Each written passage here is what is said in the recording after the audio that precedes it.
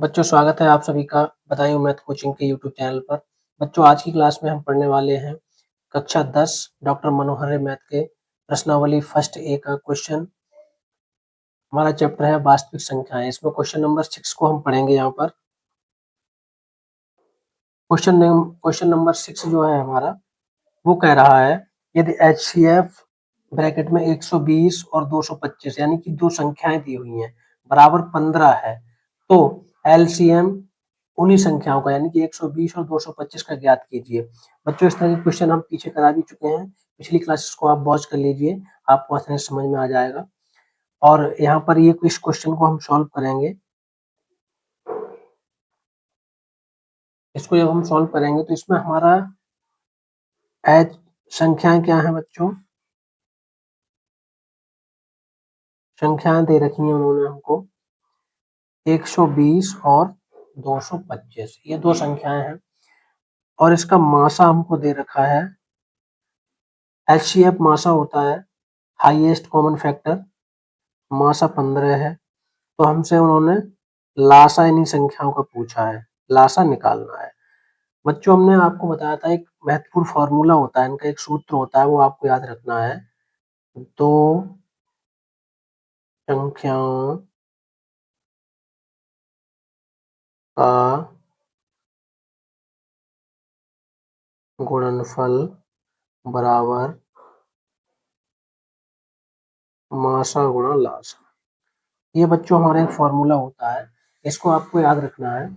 इसमें आप क्या करेंगे, दो संख्याएं जो हैं वो है हमारी 120 और गुणा 225। गुणनफल की बात कर रहा था तो हमने गुणा कर लिया, बराबर मासा इसमें दिया हुआ है 15, इसका मान लगा देंगे यहाँ पर, गुणा लासा हमको ज्ञात करना है, इसको ऐसे रखा रहने देंगे गुणा में। अब बच्चों लासा के गुणा में 15 है, इस संख्या को उठाकर जब इधर लाएंगे बराबर की तो ये बटे में जाएगी, यानी कि 120 गुणा 225 बटे में आ गया 15। जो संख्या इधर गुणा में होती है वो बटे में जाती है, बराबर लासा। इसको बच्चों आप लिख सकते हैं लासा बराबर 120 गुणा 225 बटे 15। अब आप इसको काट लें, 15 की टेबल से कट जाएगा, 15 एकम 15, 15 एकम 15 बचेगा 7, हो जाएंगे 75, 15 पना 75, 15 आ गया। बच्चों हमारा जो लासा आएगा निकल कर वो आएगा 120 गुणा 15। इसकी गुणा कर लो, 15 की जीरो में जीरो, 15 दूनी 30, 30 का जीरो हासिल 3, 15 एकम 15 और 3 18, 1800 आ गया। यही है इस क्वेश्चन का लासा। उम्मीद है बच्चों आपको ये क्वेश्चन समझ में आया होगा। अब हम चलते हैं नेक्स्ट क्वेश्चन की ओर। क्वेश्चन नंबर 7 है हमारा। क्वेश्चन नंबर 7 को हम सॉल्व करेंगे। इसमें एक वृक्ष बनाया गया है, ये कह रहे हैं नीचे दी गई आकृति में x तथा y के मान ज्ञात कीजिए। इसमें y और इसके दो फैक्टर हैं, इसका मतलब है ये वृक्ष है, y के दो फैक्टर हैं 4 और इधर x, फिर x के दो फैक्टर हैं 3 और 7। अब हम इसको जब सॉल्व करेंगे बच्चों, करेंगे क्या, हम सबसे पहले यहाँ पर y का हम फैक्टर नहीं निकाल पाएंगे क्योंकि ये संख्या यहाँ पे x हमको पता नहीं है।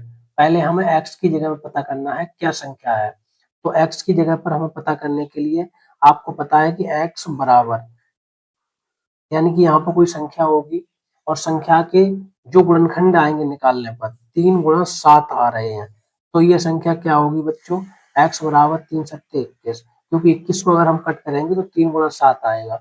x का मान आ गया हमारा 21, एक तो हमारा यही आंसर है। दूसरा उन्होंने पूछा है y का।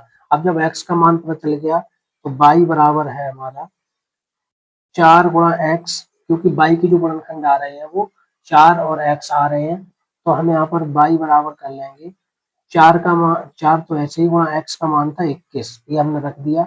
y बराबर बच्चों निकल के आएगा 4 एकम 4, 4 दूनी 8। तो इस तरह से हमारे x और y के दोनों के मान आ गए, x का 21 है और y का है 84। ये दोनों हमारे मान आ गए। बच्चों उम्मीद है आपको ये क्लास अच्छा लगा होगा, यदि अच्छा लगे तो इस चैनल को सब्सक्राइब कर लेना और वीडियो को लाइक भी कर देना और उन बच्चों के साथ शेयर कर देना जो बच्चे हमारे साथ जुड़कर डॉक्टर मनोहर मैथ को पढ़ना चाहते हैं। हम आपको फ्री ऑफ कॉस्ट क्लासेस यहाँ पर देने वाले हैं। Thank you.